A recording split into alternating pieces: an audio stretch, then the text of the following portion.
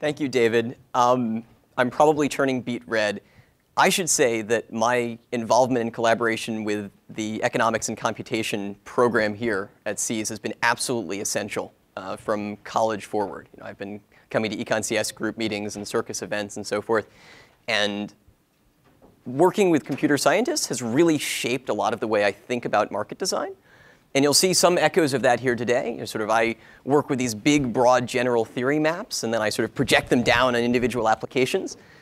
And often having access to the tools of computer science and things we know about privacy, and even starting a little bit to be about machine learning. It's a lot we know about machine learning. Market designers don't know very much about it yet, but we're starting to figure out how to use it. And all of this stuff has been incredibly helpful to me. So I'm honored to be back here. Today I'm going to be talking about market design. But before I can talk about it effectively, I need to explain what it is.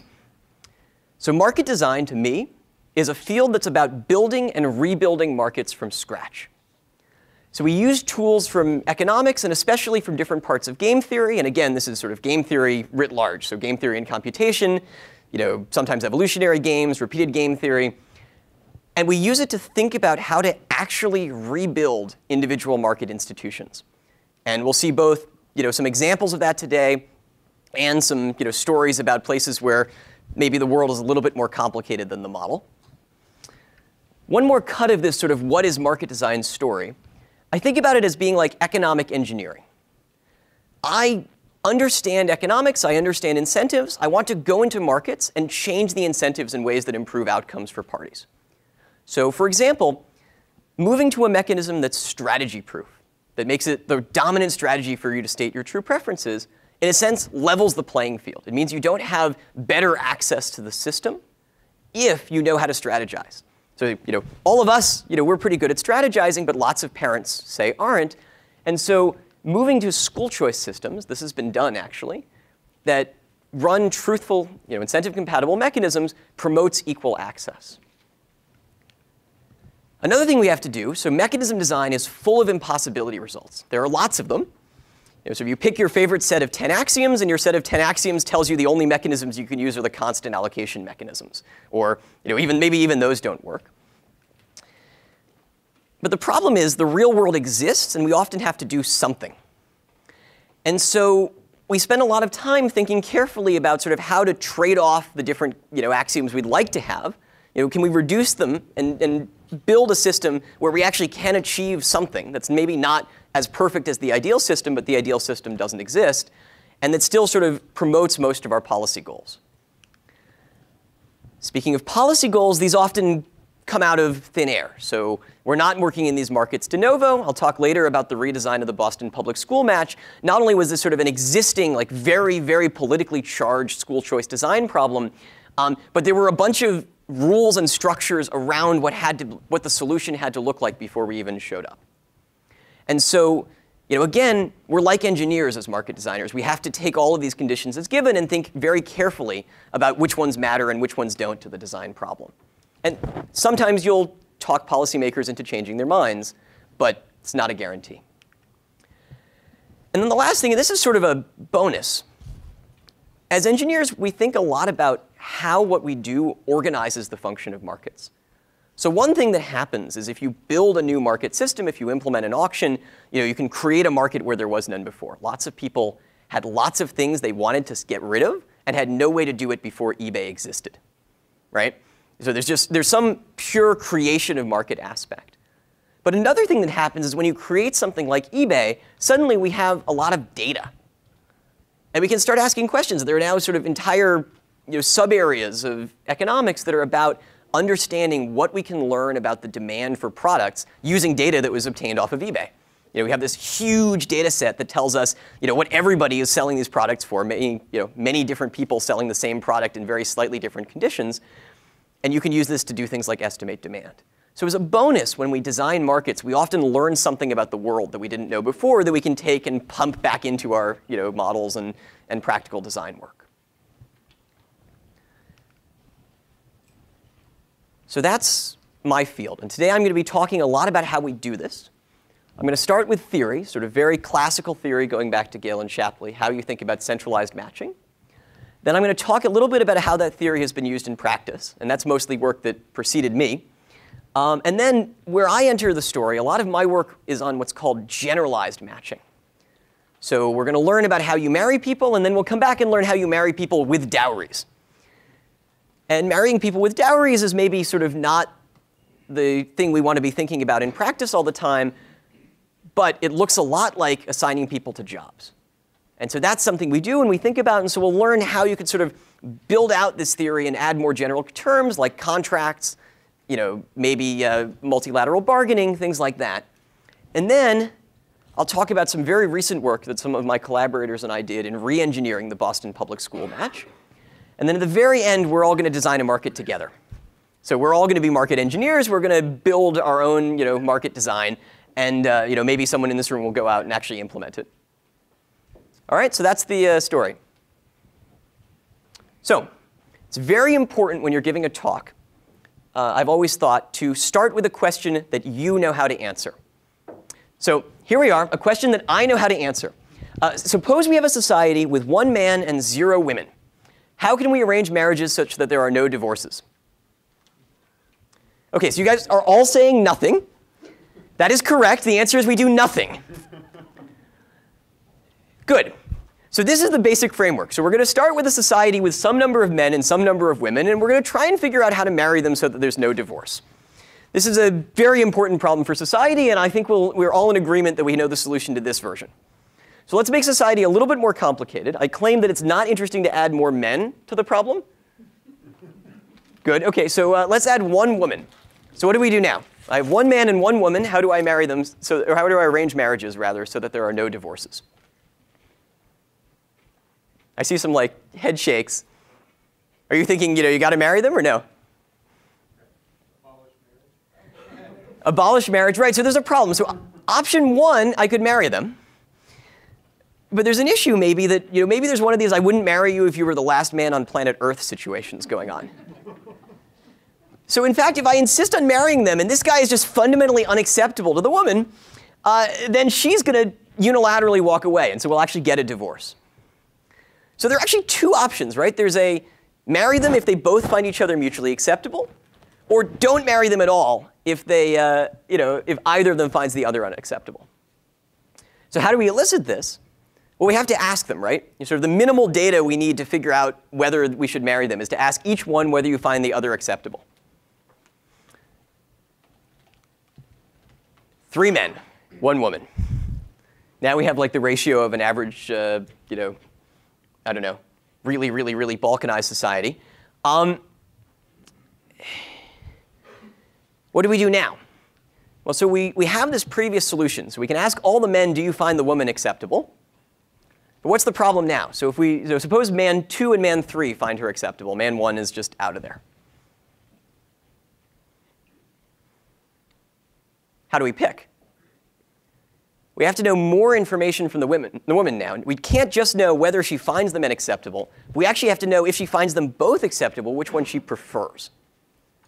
And so we solicit, man 2, man 3, go over to the woman, tell her that you both want to marry her, and then she picks whichever one she prefers, assuming it's either of them. And so now, again, we can find no divorce marriages, but we realize the problem gets more complicated. As soon as there are multiple men in society, there could be affairs. Interesting, that didn't get a laugh. So there could be affairs, and so we not only have to deal with this unilateral divorce problem we had before, but also the possibility that if the woman prefers man 2 to man 3, if we assign her to man 3, she'll break up and marry man 2. So these are going to be the 2 things we actually have to worry about. We have to somehow manage to rule out unilateral divorce. No one should walk away from their marriage. And we have to rule out affairs. And so we figured out how to do this in the society with only 1 woman. Clearly the number 3 didn't really matter. It's sort of any number of men. We can have all the men who find her acceptable walk over and propose, and she can take her favorite of the proposals. But now what about when there are lots of men and lots of women? We're trying to bring this model a little bit closer to reality. So now we can start off the same way. Have all the men walk across and propose to their first choice woman, let's say. But now some women just got a windfall. So maybe woman 1 is this super, super desirable woman. She can write really, really good machine learning algorithms in, an hour. I don't know what the rest of your utility functions look like. So everyone goes and proposes to woman one. Please, will you collaborate with me on this project? So we're assuming for the moment that women can only have a single husband. So she has to pick one of them. She'll pick her favorite. Now a bunch of men were rejected. They walk over, propose to their second choice, and maybe now the distribution's getting a little bit more heterogeneous. We have some who do systems, we have some who do theory. As this goes on, the women keep rejecting men, but now we have this weird problem that men might come back, sort of man M down here might be woman two's first choice. And it might, in principle, happen to be the case that he prefers a lot of women to woman two. So he's going to go through a lot of women, maybe get rejected by a lot of women before he comes up and proposes to woman two. And so you actually need to iterate this algorithm repeatedly.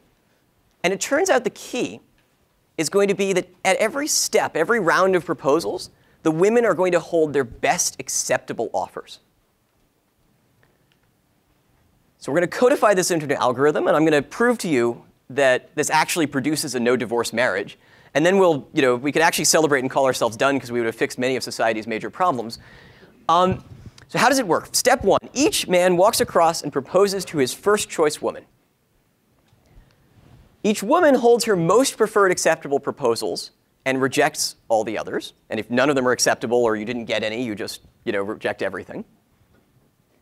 And then at every step, every man who was rejected in the previous round is going to walk across the room and propose to his next highest choice woman, so next most preferred.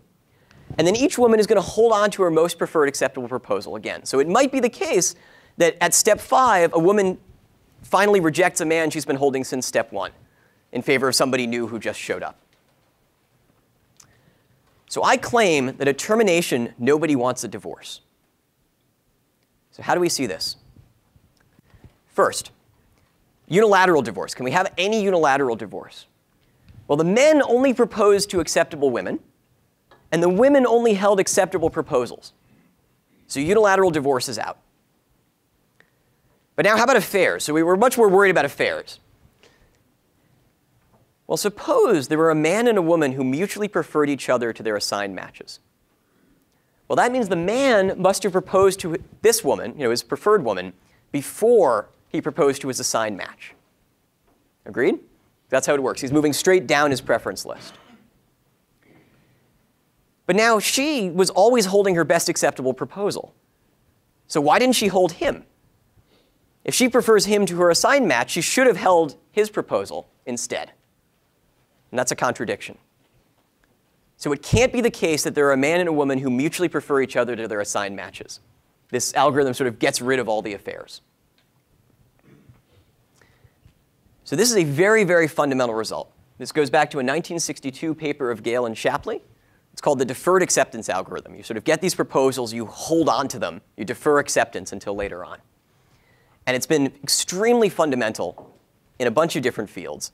And it's been, as we'll see soon, used in the real world in a number of different places. Let me just put a little bit more formalism on the board so we can talk a little bit about these types of matches. So we're going to say a matching is stable if nobody wants a divorce. And that means that everyone finds their match. We'll use this notation mu of I. There won't be very much notation in this talk, but we'll use it for a couple of slides. Their match mu of I acceptable. So that's the person you are assigned in match mu. So that's no unilateral divorce. That's rationality. And unblockedness. So I can't find a man and a woman such that both the man is preferred by the woman to her assigned match, and the woman is preferred by the man to his assigned match. So that's the no affairs condition. And so the theorem we just proved is that, thanks to Gale-Shapley in 1962, there is at least one stable marriage matching. Actually, there are many stable marriage matchings. And John Conway in 1976 proved a fascinating theorem about them, which is that they're actually ordered. So if I give you any two stable matchings, there's a stable match that's the join of them, which every man likes weakly more than those two matches. So it's sort of a match up. There's also a meet, which every man likes weakly less. There's a match down. So if I give you any two stable matches, I can sort of move upwards in men's preference and move down in men's preference, constructing a new match out of the two you gave me. That doesn't sound that interesting on its own, but it turns out that men and women have oppositional interests. So if the men weakly prefer a given match, then all the women like it weakly less. So there's a fundamental trade-off here. If men prefer mu to nu, then all women prefer nu to mu. And just a little bit more, the man proposing deferred acceptance algorithm actually selects the man optimal stable match. So this algorithm we just used picks the stable match that is best for the men among all possible stable matches. This is going to introduce a different fundamental trade-off that, again, as engineers, we have to think about. If we're clearing a market with men and women, we're going to set marriages for all of society. How do we decide who to favor? Nobody's shouting votes. OK, that's good. Really quickly, it's also going to introduce a technical complication. So here we have an extremely simple market. There are 2 men and 2 women. The men have matching preferences. So the man wants to marry the woman whose number is the same. The woman most wants to marry the man whose number is different. So you can see they're sort of exactly opposed. So the man 1 wants woman 1 wants man 2, and vice versa. Or chiasma versa, I guess it's a chiasmus. So the man optimal stable match, both men propose. Man 1 proposes to woman 1. Man 2 proposes to woman 2. These are both acceptable, so the women hold the offers. And we're done. Every man is on hold. Nobody wants to propose new matches. We marry them. We get the man optimal stable match. But of course, we have the women propose. We get the exact opposite outcome. So man 2, she proposes to man 2. She proposes to man 1. They hold the options. We're done. There's an incentive effect here. Suppose woman 2 lied. We're running the man proposing deferred acceptance algorithm. We're trying to find the man optimal stable match. But woman 2 lies and says, no, man 2 is unacceptable. So what happens here? Well, now, man 1 proposes to woman 1. Man 2 proposes to woman 2. Woman 2 says, nope, sorry, man 2. Man 2 moves down his preference list, proposes to woman 1. Woman 1 kicks out man 1, takes man 2. Man 1 then comes and proposes to woman 2. And we've moved from the red match to the blue match. So the women can manipulate by lying about their preferences. And they can move us from the man optimal stable match to the woman optimal stable match under the man proposing deferred acceptance algorithm. This is going to turn out to be fundamental as well. It's not going to be possible to eliminate all incentives for manipulation. And so when we pick the man optimal stable match for our mechanism, we're going to eliminate the incentives for the men to misrepresent, but not for the women. And so as designers, if we have 2 sides, we want to put the strategic burden on the side that we think it's more appropriate to give the strategic burden. All right. So that's the crash course in matching theory. Let's try and take this to practice. So we made some assumptions. So I didn't say anything about it, but I assumed that no man is indifferent among acceptable women, and no woman is indifferent among acceptable men. What do we think of this? Does this sound realistic? If I give you, if you really had to, there are 2 potential spouses standing in front of you. You have some big multidimensional optimization problem to solve, but you could probably break the tie, right? OK. How about this one? I assume that everybody knows their own preferences, and actually they can write them down. So at the scale of the population of the United States, that sounds completely ridiculous. It even sounds ridiculous when you restrict it to a slightly more reasonable sample population, like the total attendance of the Economics and Computation Conference. Maybe we've got, could do 220 pairwise, so 220 choose 2 pairwise comparisons or something and figure out a way to extract a global preference order if this problem's convex. But sounding really hard. The good news is it's a much more realistic set of assumptions for a completely different real-world problem. Let's imagine doctors and hospitals. National Resident Matching Program. It's a centralized match that matches doctors to their residencies. And doctors submit preferences to the mechanism. Residencies submit preferences over doctors. And the key here is that you essentially only rank the residency programs at which you have interviewed, of which there are about 30. There's a lot of correlation in preference structure. There's a lot of stuff you sort of know about the market. And you're also not solving an extremely complicated, you are solving a hard multidimensional optimization problem, but you're not solving a extremely complicated rest of your life till death do us part optimization. You're optimizing over your residency term. This, incidentally, other assumptions of this model are more true in the residency match as well. So we've assumed that your preferences are fixed. People's preferences over spouses maybe change over time. Preferences over residencies, there's a little bit more concrete structure to them to begin with, and you don't think there's as much time for them to change by the time you're out of residency. And so this real-world application looks a lot like marriage matching, except we're thinking about marrying doctors to hospitals, and somehow the model all feels better. As a bonus, the national residency match runs at one time. Like all of the people who graduate medical school enter a centralized match together. Whereas the marriage market in practice doesn't really seem to work that way for some reason. And by the way, as an aside, in case you were curious, playing deferred acceptance in practice, sort of in a decentralized way, doesn't work so well either. So, your partner comes to you after 3 years dating and says, will you marry me? And you say, oh my goodness, thank you so much for proposing. I'm just going to wait and see if I hear from my top 7 people. You're number 8. This doesn't go over either. So I don't recommend this. But it turns out when you have a nice centralized match and a centralized algorithm can clear the market, then you're OK. And we do this. So we have this national residency match. And you need to build a little bit more out on the theory. So you have to, residencies of multiple positions. So you have to build out the theory to not just have one-to-one marriage, but many-to-one marriage. But all of that extends. In fact, Gale-Shapley even talked about it in their original paper. There's a different, as a footnote, a different marriage problem going on here, which is that doctors sometimes marry. That's fine. But they sometimes marry other doctors, which is really hard for the algorithm. So it turns out that adding couples into this stable matching process is very difficult. And in practice, they've been doing it for a long time. And they didn't have a good theoretical understanding. It seemed to be working. So in particular, when you have couples, there might be instabilities. It might not be possible to find a stable match. But every year they've done it, they have. And so there's sort of this interesting operations research style empirical mystery that the real world problems seem to never be as hard as the theoretical worst case. And only in the last maybe 3 years have they gotten any grip on what's going on. So there's been a number of recent works on this. One by several economists and another by a group of computer scientists that show that what seems to be going on is some sort of large market effect. As you grow the market sufficiently, the probability of couples breaking stability actually gets very small. And so this is a super active area of research to think about now.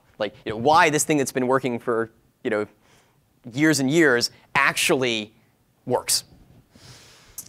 By the way, that's it's a feature of building markets. Sometimes we implement things because it's the best solution we have, and we don't ex ante know with certainty that it's going to work perfectly every time. We do a bunch of simulations. We do a bunch of empirical work to try and estimate the probability that it's going to fail. But sometimes you have to let doctors marry other doctors. So design principle number 1. What we've just seen is how to take theorems published in the American Mathematical Monthly and superimpose them onto reality. Market design turns theory into practice. That's what I do. A little bit of a question, though. Why do we have to do this at all? So what's the point of having a centralized match?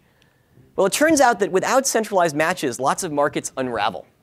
So what does this mean? So this means 1 year before there was a residency match, you'd have everyone make their offers on March 1st, say. But one hospital thinks, I have an idea. I'm going to make my offers on April 15th. And so they call their top choice doctor, and they're his second choice hospital. And they say, hey, we want to let you know, we're clearing all the files early this year. We want to make you an offer. You have a week to respond. And he's thrilled, but he really wants to know what's going to happen with his first choice. It's his second choice hospital. That's a big deal. Over time, lots of these doctors will say on day 6, all right, fine, I'll sign your exploding offer contract. I'll take the job. And the hospital says, yes, we got him. And then 2 days later, he gets a call from his first choice and has to either say, I'm really sorry I took a job 2 days ago, or let me get back to you in an hour. Call his previous contract and say, I'm really sorry, I have to break my contract. My wife said it's completely unacceptable. She absolutely refuses to let me move to LA. Either way, there was a lot of chaos in the market, and with it, the offers were moving earlier and earlier and earlier, because it's equilibrium, right? Conditional on when everyone else is making their offers, you'd like yours to be just a little bit before. And so you can reach a point where doctors are accepting offers before they've actually chosen their specialties. So you might take a job as a surgeon before you've ever performed surgery. And it turns out that lots of people, when they first perform surgery, discover that they can't stand the sight of blood and are really, really bad surgeons. So there's a problem, but it's an equilibrium problem. Everyone agrees the offer should be later, but nobody can get them to move later. And so that's where you call in the engineers. But wait a minute. So I built this nice centralized match, this national resident matching program. How do I stop it from unraveling? In principle, I haven't done anything that stopped the doctors from taking early offers or made anybody want to wait. The answer to that is you can, and it varies by specialty, but you can make profession-wide regulatory rules on contracting. So in one fashion or another, you can disincentivize these early offers, either by, say, making it impossible for doctors to contract away their right to take their match partner. So the contracts would all be binding for the hospitals, but not be binding for the doctors. Suddenly, they don't look so good to the hospitals. Or you can sort of have big sort of public good style punishments, where if you find out about an early offer, you ban the hospital from coming to your national meeting or something like this. It varies from place to place, but it's a real world direct implementation detail that complements the algorithm and the sort of game theory style design. I should also say that this doesn't always work. So it's worked really well in residency matching, but in a very similar context, it doesn't work so well. So profession-wide regulations on contracting are great if you can enforce the regulation. But have any of you guys ever talked to federal judges? So it's well understood that you can never say no to a federal judge if you're looking for a clerkship job. And so lots of federal judicial clerk interviews proceed as follows. You show up to the interview, you talk for about 15 minutes, and then 15 minutes in, the judge says, you know what? I really like you. How about working for me next year? And the answer to that question is, yes, that's great. Thank you very much. It's the only answer you can give, or common wisdom believes.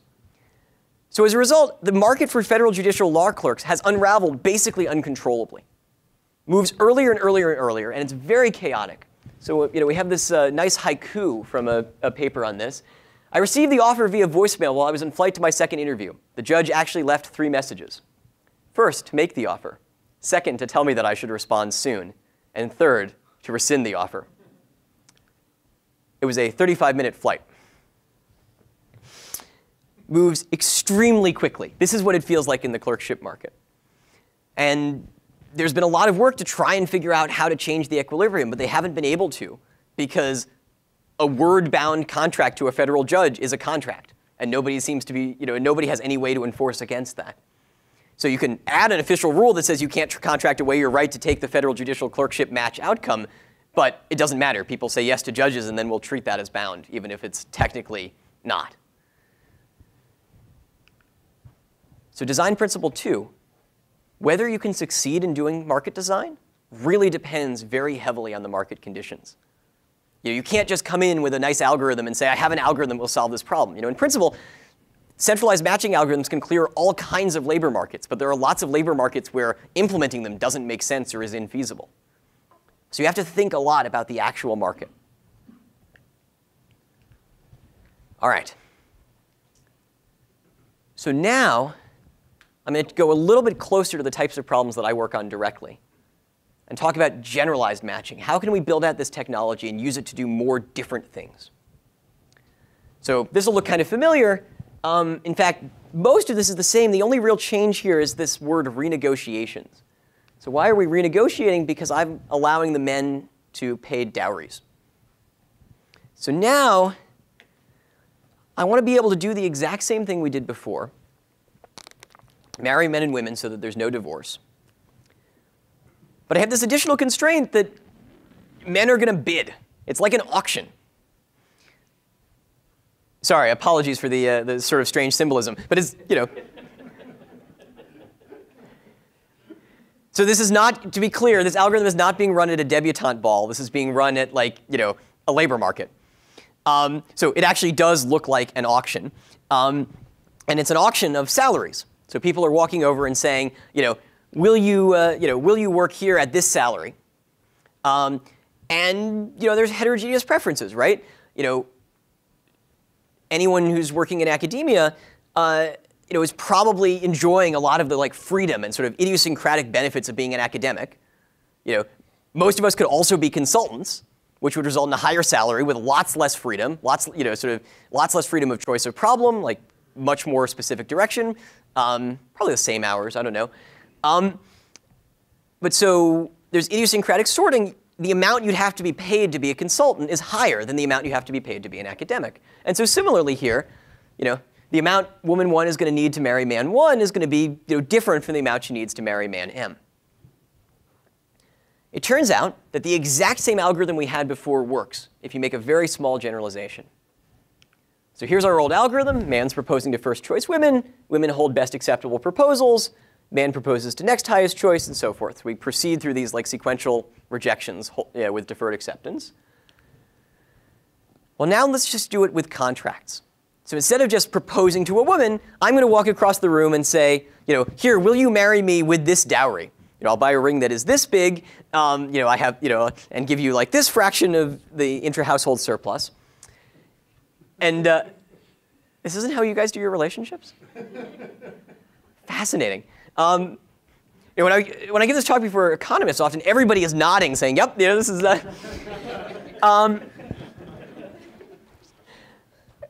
So and so maybe your first 3 proposals will all be to the same woman. You'll propose some very low dowry, and she says heck no, and you propose some intermediate dowry, and she says no, sorry, I've still got Joe over here, and then you propose some really, really high dowry, and says, oh well, now let's talk. And so the algorithm might take much longer. In fact, in principle, it's still quadratic time, but it's now quadratic in the number of different types of contracts you can have. But the exact same thing's going to happen. So at the end, at some point, men run out of proposals to make. Women are holding their best acceptable proposals. And you can check that it's exactly the same story. Nobody wants to renegotiate. And so marriage with dowries actually looks a lot like marriage. This is very heartening, I'm sure. Interestingly also, I'm not going to talk about this any more today than in this sort of footnote on the slide. See the footnote right here. This algorithm, suitably reinterpreted, is a particularly nice fixed point process. So there's a really cool way to think about this that makes it sort of crystal clear why it works with the contracts the exact same way as it works without them. I've just sort of asked you to take this on faith. I'm not proving it to you on the spot. But it turns out that any version of this algorithm in a marriage context is going to be exactly the same. And in fact, you can find the whole set of stable outcomes using these fixed points, not just the man-optimal one. And so there's a really nice underpinning mathematical structure that comes out of that lattice theorem that I alluded to earlier that tells you sort of why these contracts work, why dowries and no dowries markets are the same. OK, close footnote. I'm going to tell you even a little bit more generality. So other things we can do. We can make the contracts much more complex. So could be, the hours you're going to work. In a household, you could think about splitting chores. So it's not just, I will marry you with this size ring, but I will marry you with this size ring and commit that I will wash the dishes every night. Any finite parameter space you can fit into the same framework, and again, comes out of this same fixed point theory. We could also make the choice functions much more complicated. So I mentioned that we have many-to-one matching in the doctor-hospital context. But now, we'd really like to be able to talk about fully general multi-unit demand, not necessarily to clear polygamy markets, but because maybe we have consultants and firms, and consultancies work with many firms, and firms work with many consultants. And what we really want to do with this contract negotiation technology is understand how to match consultants to firms at optimal terms for both sides, or something like that.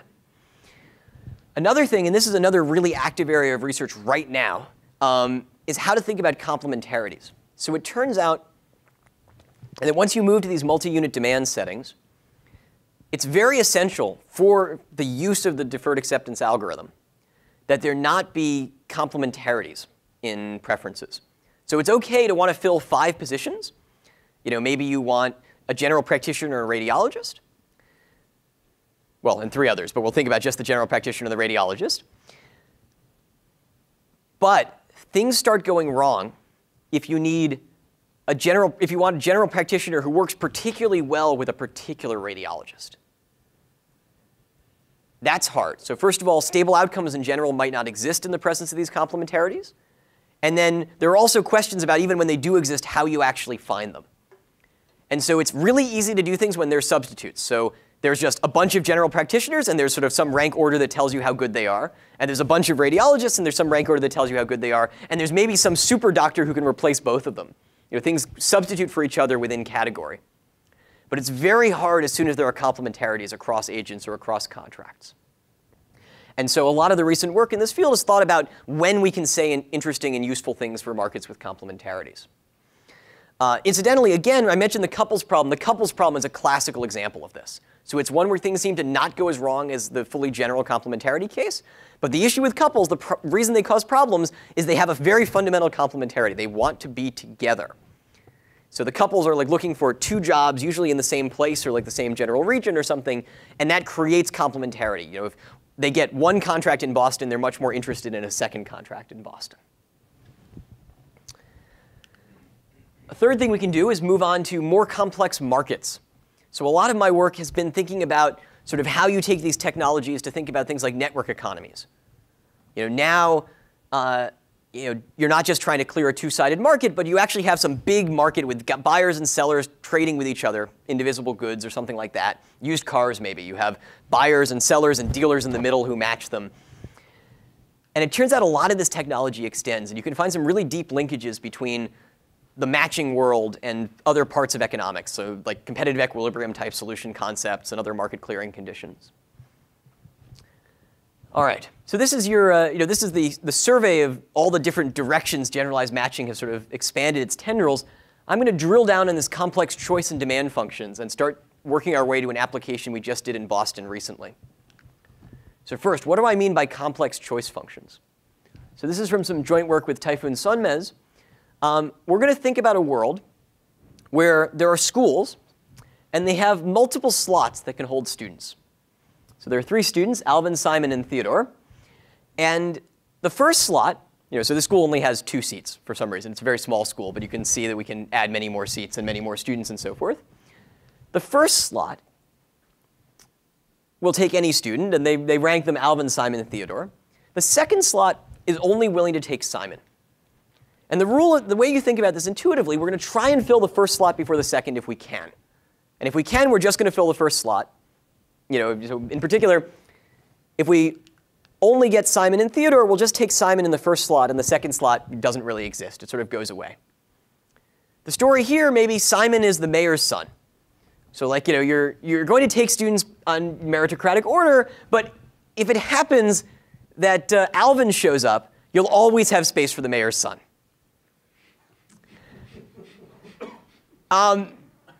So OK, fine, a little bit unrealistic model. I've only got 2 students or 2 slots and 3 students and so forth. But this is the sort of idea. So like now we don't like in these residency problems.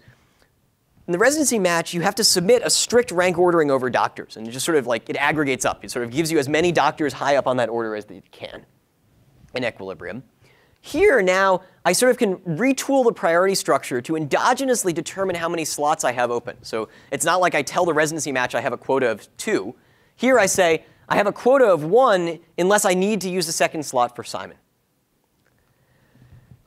And so these types of preferences actually have some complementarities in them in general. Not in this example I have on the board, but they can have complementarities. And they're a lot more complicated. So we have to do subtle things with the algorithms to make them work. But it turns out deferred acceptance works here too.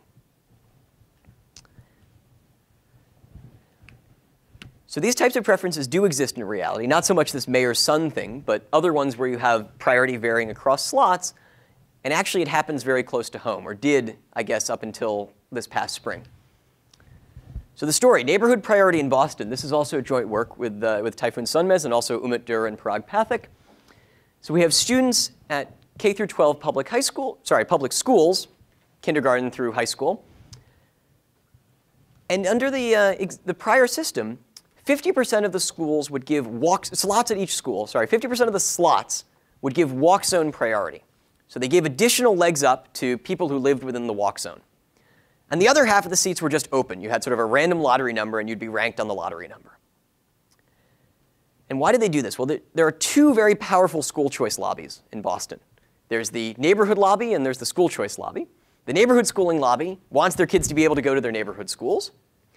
The school choice lobby wants to be able to choose which schools to send their kids to.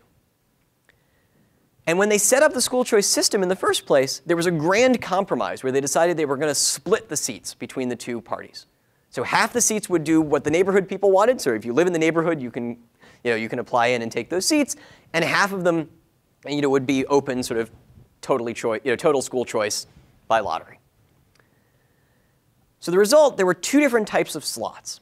What nobody realized when they were doing this design was that the algorithm that they were implementing didn't have a good way of dealing with this issue. So it turns out that the standard deferred acceptance algorithm assumes uniform priorities within school.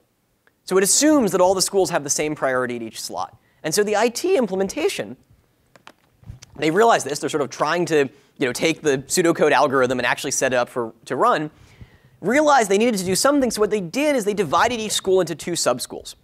And they said,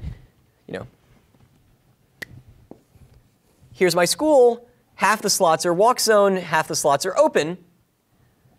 Fine. I don't know how to deal with this in the algorithm, but I certainly know how to deal with this. Just cut them into two schools. This one has uniform priorities, and this one has uniform priorities. I've drawn them in this order for a very specific reason, which is that another assumption of the algorithm is that the students have no indifferences. Remember, I said strict preferences. But the students don't care which seat they show up in. They just care which school they go to. So the IT guys also had to decide whether to fill the walk zone seats first or the open seats first. And they assumed this order. Walk zone precedes open. So they run student proposing deferred acceptance, filling the walk zone subschools before the open ones. So let me show you what happens when you do this. I'm going to do a very small, simple example on the board. So here's what we've got. There are two walk zone slots and two open slots. This is before the realization of the lottery. So there's a uniform lottery number that's going to be assigned to each student. And so right now, we just know that there's like some guy who ranks first on the lottery, some guy who ranks second, third, fourth, and so on down the line. I draw the lottery numbers. It's uniform. And in expectation, it looks something like a walk zone guy, a non-walk zone guy, a walk zone guy, a non-walk zone guy. OK? So now let's figure out how I fill these seats. First thing I do, I take the walk zone guys and put them in top scoring walk zone guys and put them into the walk zone seats. Now I look at the residual distribution. And note, I removed the high lottery number walk zone students. So the residual distribution is actually mostly, at the top, non-walk zone students. So the non-walk zone students get the open seats.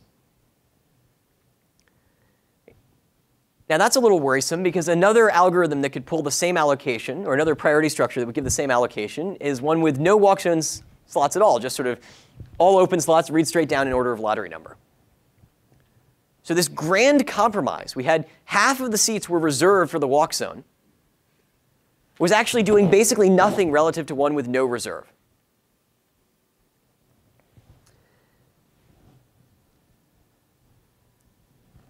Let me show you one more thing, and then I'm going to show you empirically what this looks like. So it turns out that this is exactly what went on.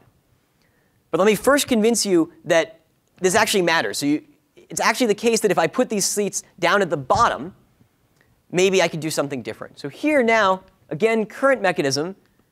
The high-scoring walk zone guys take the walk zone slots, and then the open slots go to non-walk zone guys. What if instead I use this alternate mechanism with the walk zone slots at the bottom of the order? So I fill the open slots first.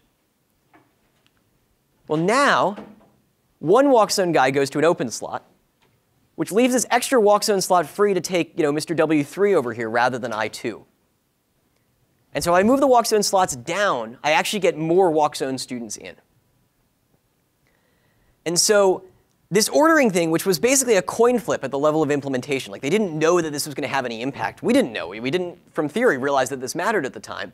actually affects the allocation. How much? Well, so here, the first evidence towards this, here's using the true preferences from the Boston Public School match. Here's what you get if you have no walk zone priority. You get sort of 61.3% neighborhood assignment. Here's what you get if you have 100% walk zone priority. So this is the school choice lobby wins everything. This is the neighborhood schooling lobby wins everything. You get 76.5% walk zone assignment.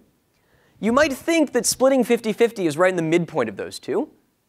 But in fact, it's way down. It's much closer to the no walk zone priority. And so this example we saw here, this is really what's going on. It's almost as if these walk zone reserves didn't exist.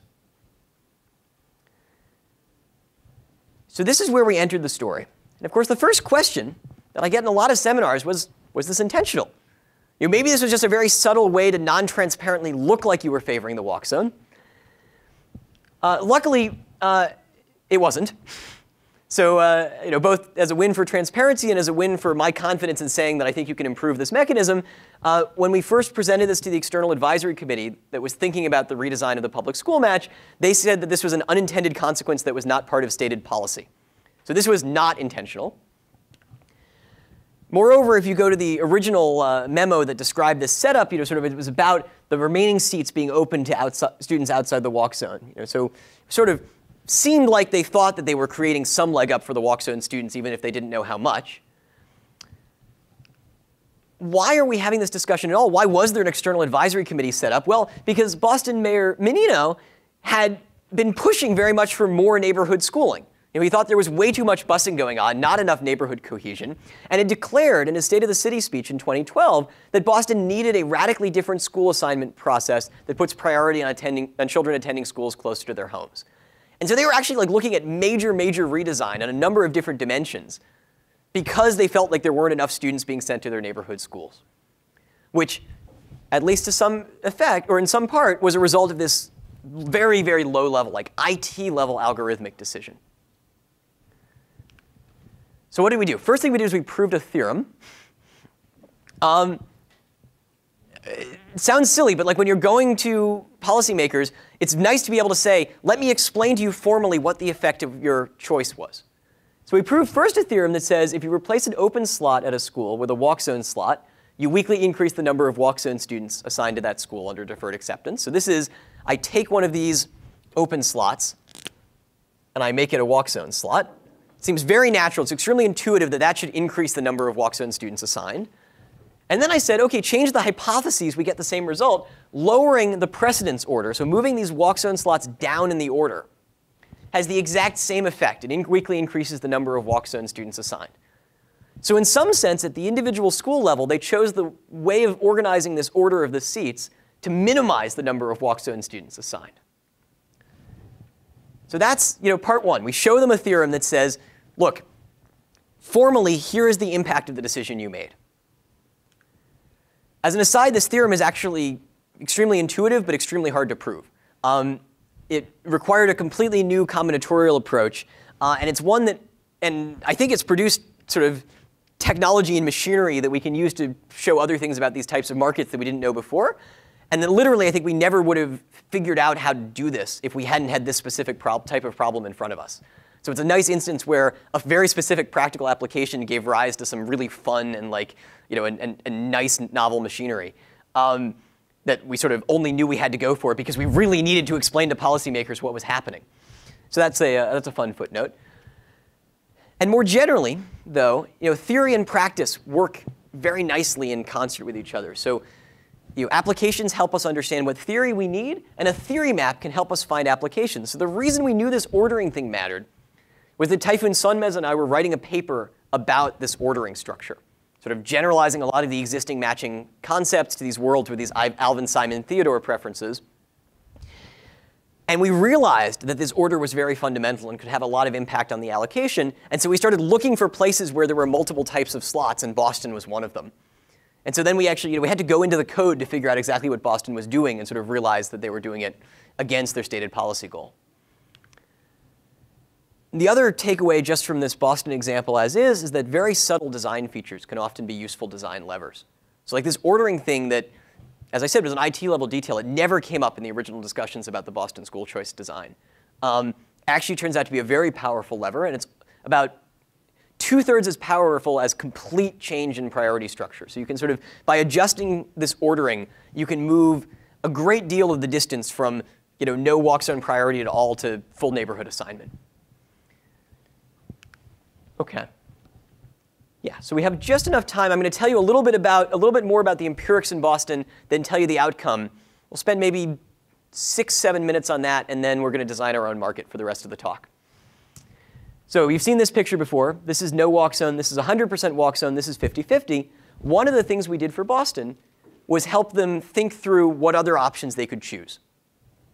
And so we prepared a number of simulations, again, using their data, to ask about other options. So here's their current 50-50 with walk zone preceding open. Here's this other extreme. So the other example I gave you, all the open seats before all the walk zone seats. Other things you could do, you could rotate. So you could do open walk, open walk, open walk, open walk. You did this thing that we called compromise, which we named after the way it ends up rather than the sort of any fundamental theory structure of it, where you do half the walk zone seats, then all the open seats, then the other half the walk zone seats. And in some sense, you're mixing between the the two different biases. So you're first taking a lot of the high lottery number walk zone guys out. So then the first couple of open seats all go to non-walk zone guys, but then you take some walk zone guys, and then you take the rest of the walk zone. So it's sort of, this is very close actually to the midpoint between these two. And thus also close to the midpoint between the extremes. If you add those, you fan out a little bit more on either side. You can do even better if you have two lottery numbers. So one thing you could do is just have a lottery number for the walk zone seats and a lottery number for the open seats. And then if you use this rotating treatment, open walk, then you actually get almost exactly the midpoint between no walk zone priority and 100% walk zone priority. So in some sense, a better design, we think, to achieve the exact midpoint would be rotating with two lotteries. But they actually said, we think this two lottery thing is very complicated. One of our constraints is that the mechanisms be simple to explain to the parents. So we don't like this two lottery thing, even though it's a little bit closer to what we're targeting. So let's take the compromise one that's not quite as good a hit, but is sort of much closer than all the things we had before. So the External Advisory Committee recommended in one of their memos that they adopt the new compromise ordering. Incidentally, there was a lot of debate. I've never been involved in one of these political processes before, but this was really quite fascinating. So people used this finding in all directions. MIT, that's my co-author Parag, tells us that so many children in the walk zones flood the pool of applicants, and the children in these walk zones get in higher numbers, so walk zone priority doesn't really matter. That's a summary. The walk zone priority, as it was implemented, doesn't really matter. Well, maybe that is true. But if removing the walk zone priority doesn't change anything, why change it at all?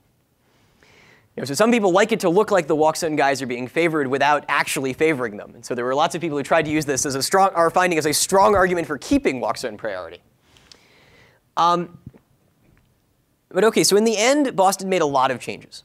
So I don't know if you guys have been following it. Many of you have kids in Boston public schools, maybe have been. They made a very, very large number of changes to the system. The biggest of which is they sort of got rid of school choice zones, and they replaced they replaced all these zones with individualized menus at the individual student level. So every student has his or her own menu of schools that he or she can apply to, some of which are the neighborhood school and some of which are other schools in the system. And so this was a big, drastic change. And in the midst of it, the External Advisory Committee said that if you're going to make that big a change to the structure of the option sets, don't touch anything else. So they came back and went, overruled their original recommendation to change the precedence order in the way we had suggested. And in fact, we went to them and said, if you're going to make this change, what you should probably do is just get rid of walk zones entirely. Sort of like, just have all open seats, and then you can transparently understand what's going on when you implement these menus. But the External Advisory Committee said, don't touch anything else. We can come back in a few years, we'll revisit, but do a controlled experiment, sort of make one drastic change and leave everything else fixed. It'll get confusing. But luckily, the superintendent overruled them.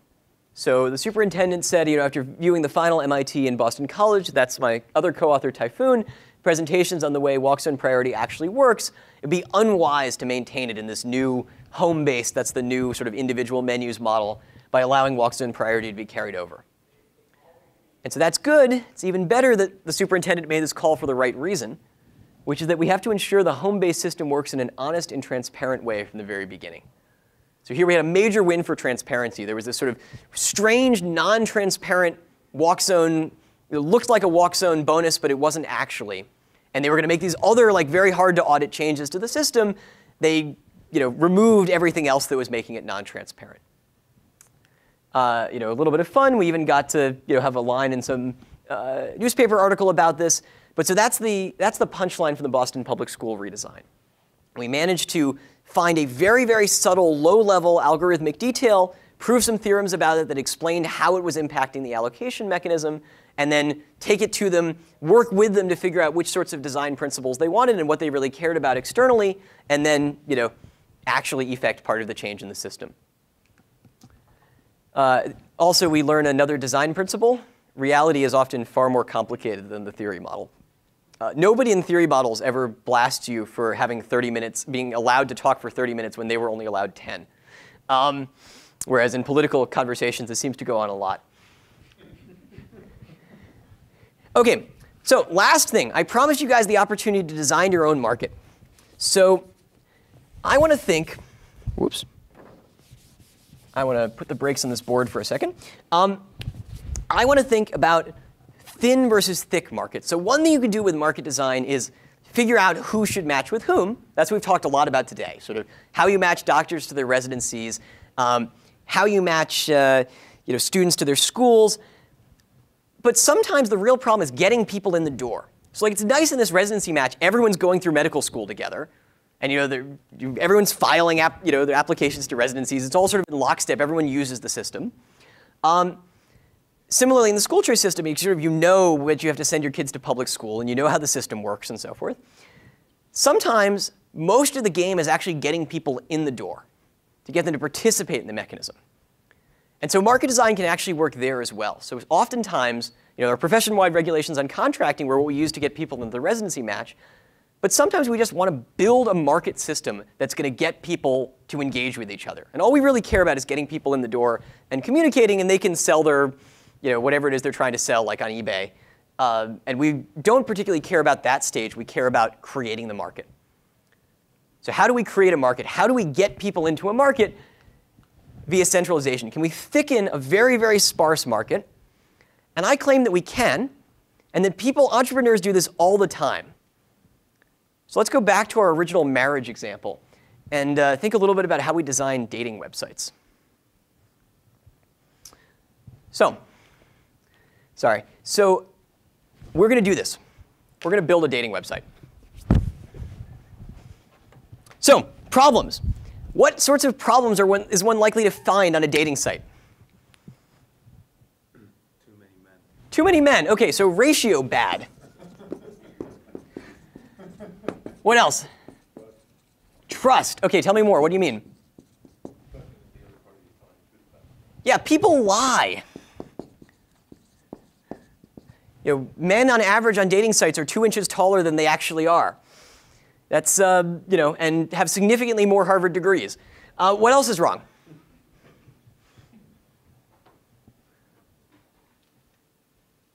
Come on, this can't be the only problems with dating sites.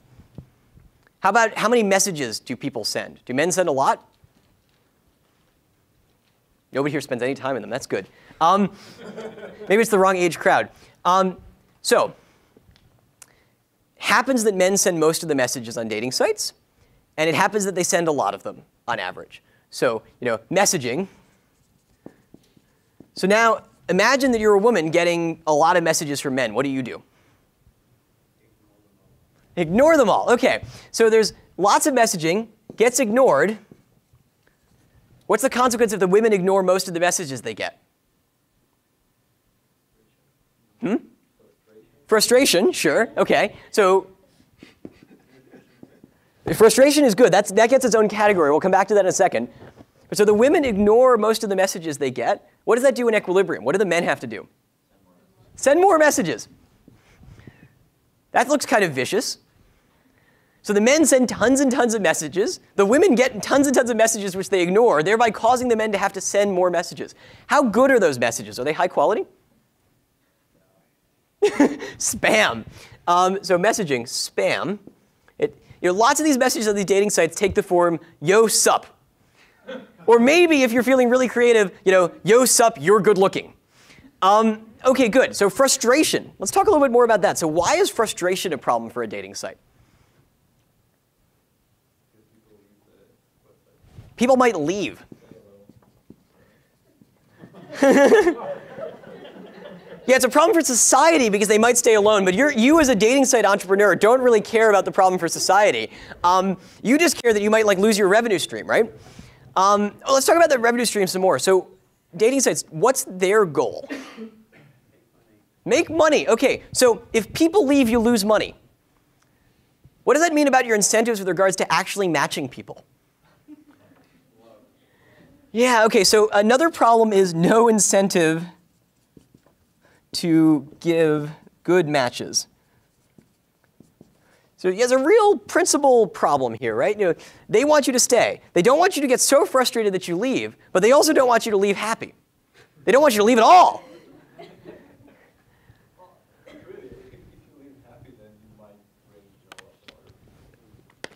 No, that's right. So if you successfully manage, they need some good exits, right? They need, especially at the outset, you need a couple of really good flagship exits. These people got married. They've been together for 20 years, or 2 months, whatever sort of the relevant horizon for your VC funding is. But mostly, once you're a stable site, you have your 40 success stories. You'd like people to stay. You maybe like them to be having a good time. So maybe you want people going on sort of reasonable dates so that they tell their friends, oh, I'm meeting lots of people on this site. And every so often, one of them's got to find their spouse and move out. But for the most part, you want to lock them in. Anything else wrong with these sites? Anything else we should be worried about? They have incentives to create fake accounts. Yeah, so another thing that these sites might want to do is have Sibyls. Or individuals might want to have multiple accounts.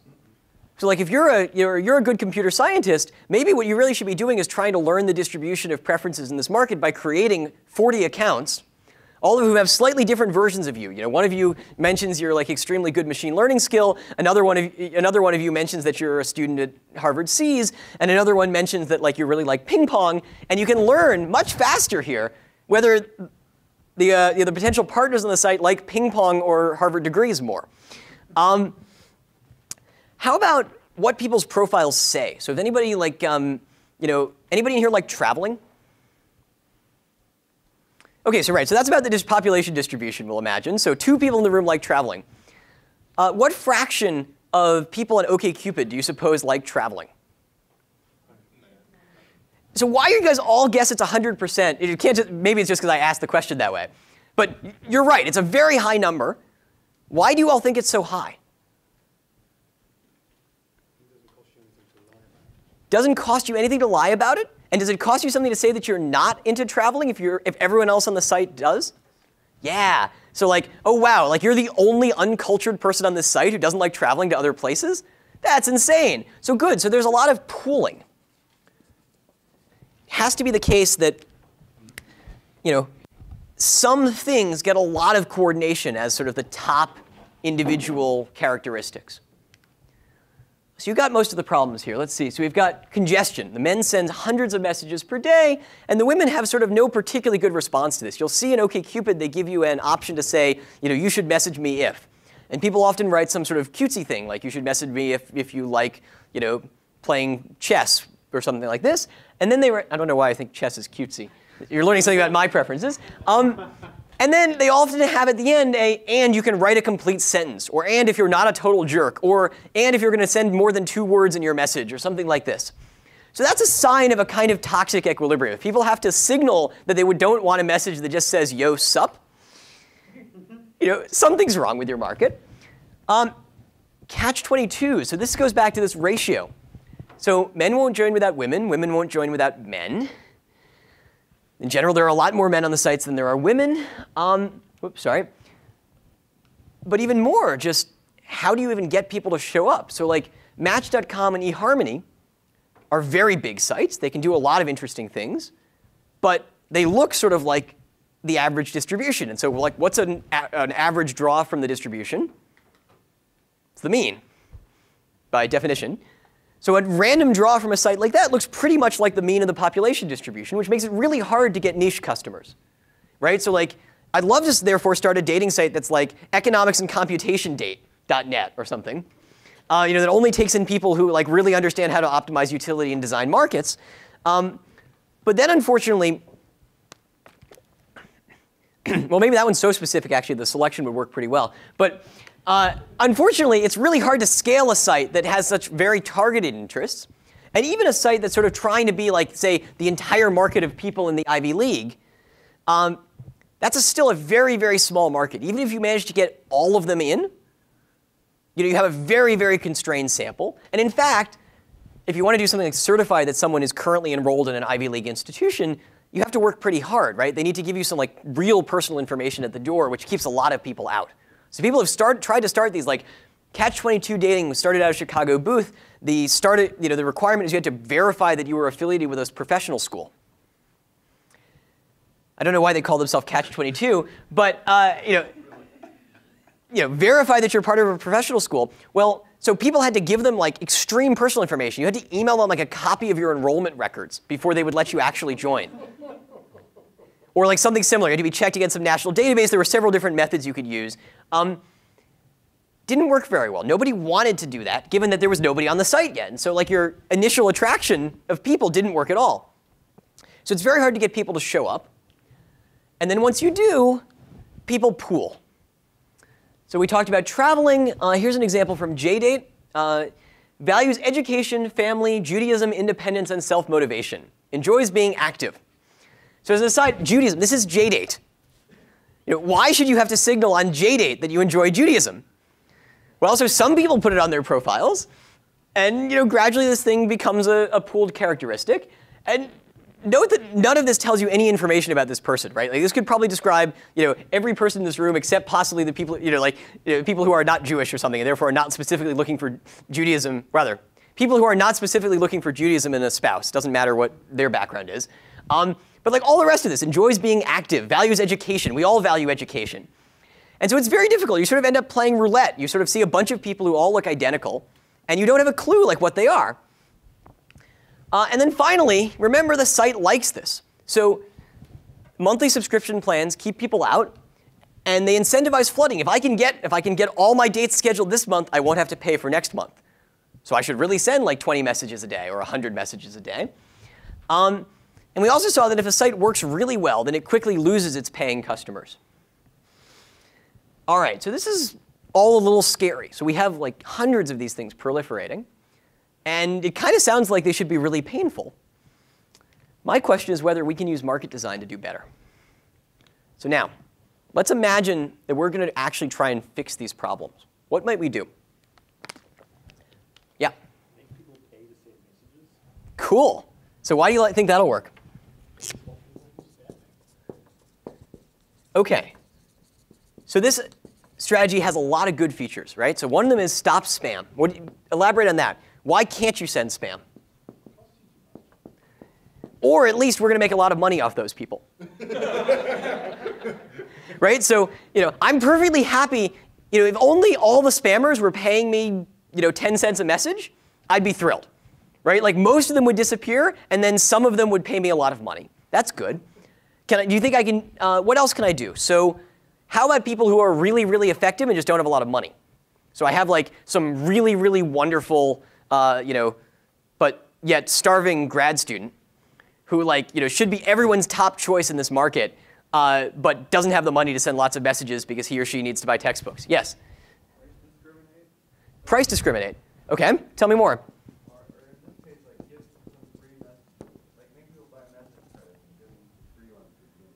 OK, good. So first thing we can do is give people, we can give free messages at the outset. And then we can make people buy credits. Credits, different prices for different people. Good idea. And how? Like, what's the trick? How are we going to price them? So that one's a little bit hard. If we price credits as a function of number of Harvard degrees and don't get people to send us copies of their diplomas on arrival, diplomas, on arrival, then we have the problem that people will start listing even more Harvard degrees than they had before. So you'll have a guy with 2 JDs from Harvard Law School, 1 PhD in computer science, undergrad and 3 masters, currently pursuing a Harvard MBA. So that doesn't quite work unless we have a really good verification system built in. But you're close. So why do you want to do it on? Why do you want to count the number of degrees and give them a lower price if they have a lot of them? Well, what does the number of degrees signal about them? Do we generally think people with lots of Harvard degrees are good or bad?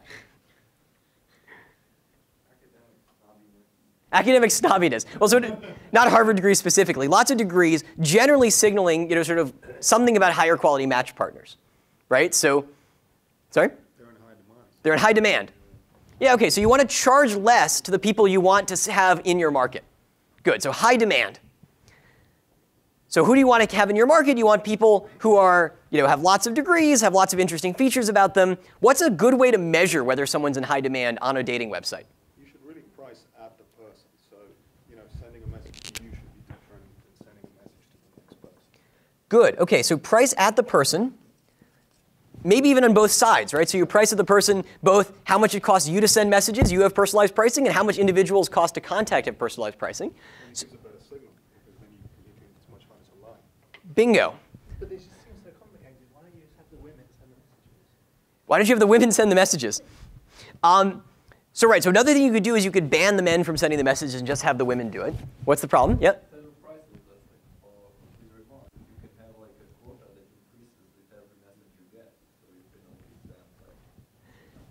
Yeah, so both of these ideas are living in exactly the same space. So a simple way to implement this sort of scarcity structure is to limit the number of messages people can send as a function of the number of messages or the interactions they're having on the site. And in fact, if you start with free at outset, sort of some basic message pack, then you can sort of run learning to figure out whether you think this person is a positive interaction or a negative interaction on average. And so there are lots of ways you could implement this. You could just rule out the men entirely, although my guess is you'd have a lot of trouble getting the men onto those sites. But certainly there are sites that only allow one-directional communication out there. You could, again, do it by sort of expanding quota with like a fixed resource. The problem with both of those models, I think, is that to make money, you still probably need some sort of subscription or ad revenue or something, which gets you to keep people. Whereas if you're charging people per message, you're actually getting your revenue out of the interaction on the site. And so maybe, I don't know, it would have to be tested. So maybe the price-based mechanism rather than the quota-based mechanism also removes this constraint that you want to keep people on the site for a really long time. If you figured out how to set the price correctly, maybe you can get sort of a bunch of really good signaling in the first month, and then people just sort of disperse quickly. And if you manage to scale, so we have this launch catch-22 thing, but if you manage to scale, maybe you can actually push people through very frequently.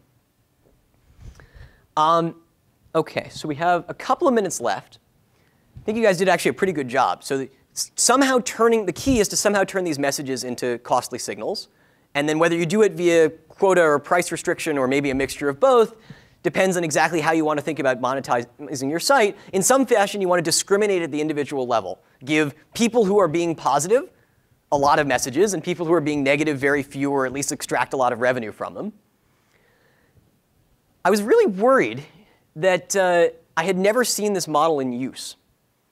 So I've believed for years that this was the right, that some version of this is the right thing to do. And I don't know the specific details. Again, free disposal. Any of you guys who want to go out and build a site like this tomorrow, please do. If you're going to, please tell me. And I'd love to talk with you about the types of experiments I would run on it.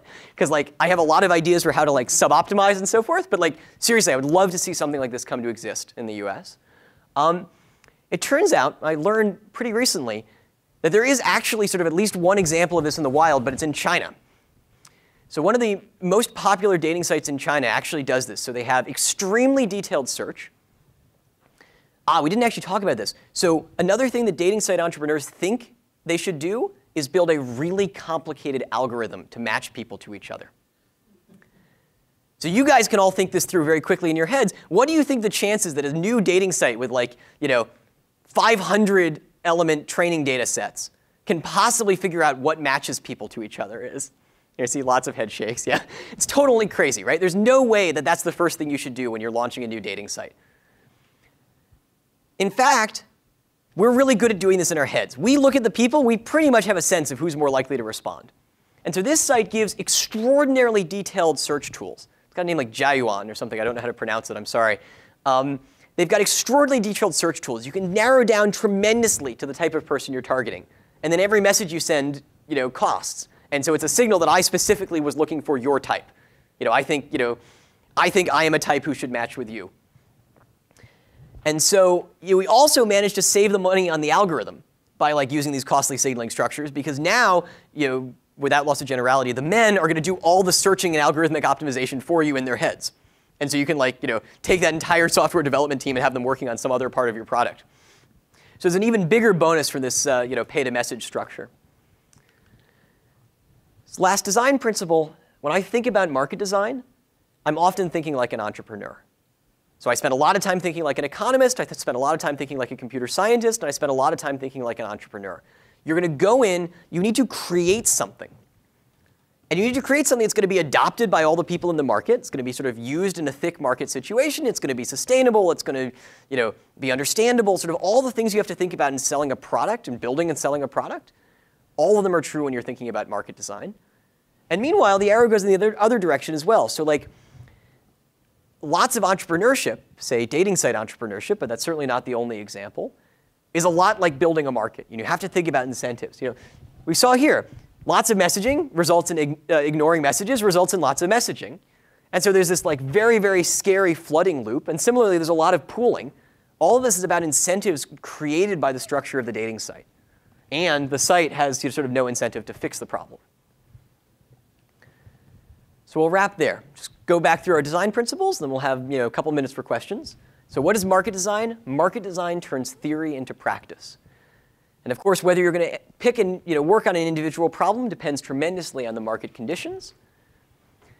And I've found it personally very, very useful to have in my head a grand theory map, sort of an understanding of all the different tools and technology that I can just project down onto applications. And when you do that, you can often see that really, really subtle features matter a lot. But that said, you always have to remember that reality is more complicated than the model, and sometimes you need to think like an entrepreneur. QED. Thanks. That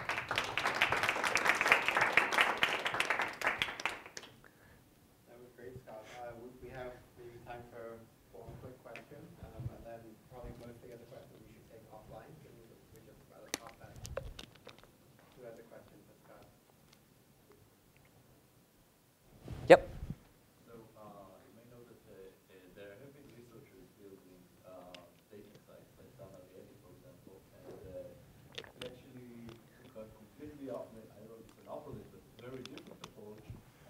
Instead of injecting more sophisticated, instead of thinking about incentives, you said that the basic problem is that people are being exhausted by going over all these lists. Mm-hmm. And instead of that, I think you just have them have some shared experience together instead of just filtering another. Instead of turning it to a complicated search. There's a site called How About We? I don't know whether he's been engaged in or involved in this one. That says basically that story. So the motivation is we don't want to force people to read profiles because reading profiles is complicated. What we really want is them to just describe a date and go meet each other, right? So the idea is, in reality, it's very hard to judge people on their profiles. And in fact, when I say judge, I mean people judge. There's a lot of superficiality. You sort of learn the wrong set of information about people a lot by reading one of these flat profiles without their sort of personality and character and present. So a lot of the sites, their goal is to get you off the site and in person as quickly as possible. So how about we get some very basic profile information, and then a box, a text box in which you fill in your ideal date. So you have this big canvas on which to say, I would like to go solve crossword puzzles beside the Charles River, and then go swing dancing, dress up in tuxedos or in a tuxedo and a ball gown and go swing dancing, and then go for hot chocolate at Burdick's afterwards. Something sort of very, very specific, very personal, and you can target the people who like crossword puzzles and swing dancing and hot chocolate. In practice, most of the dates proposed on this site are much less complex. So what do you think people write? Dinner. Yeah, dinner or drinks. The movie doesn't even usually make it in. I've actually thought it might be interesting to create a site that's just called letsgofordrinks.net that is basically a white box clone of How About We, with just, without the specifying a date, but just like click here if you would like to have drinks with me. Just for men. Okay. So I don't know. I mean, I think it's certainly the case that there's a lot of strain and exhaustion going into reading these profiles, because in practice on a lot of these sites, the men basically read every single woman's profile. Like, that's a ridiculously hard task. You can read like 1,000 profiles on these things, and like, trying to sort out who you're going to contact and so forth. If you had a constraint like, like this, would actually be very hard. I agree. Like, that's sort of very difficult. But I think, nevertheless, especially for a new site, the technology sort of, nobody has enough data to do this problem well except possibly the big families, like the Match family and the eHarmony family, which have sort of the biggest shares of this market, maybe have enough data to figure out who's going to match with whom in practice and make good recommendations. But in general, it takes a lot of information before you can do that. And so you can try and compress the message space, but if you compress the message space, there's even more pooling in practice, it turns out, right? So like, one hypothesis for How About We would be I compress the message space, people are going to signal a ton of information in this one message I gave them. But that seems to not be the case. Like, it sort of gets even more pooled. And incidentally, I don't understand from theory why that is. Like, I don't have a good explanation for this effect. So I'm not sure. I agree, I sort of agree with the Ariely critique. But I don't know how you implement something that removes most of the profile information in practice. OK, I think this is great. Thank you, Scott.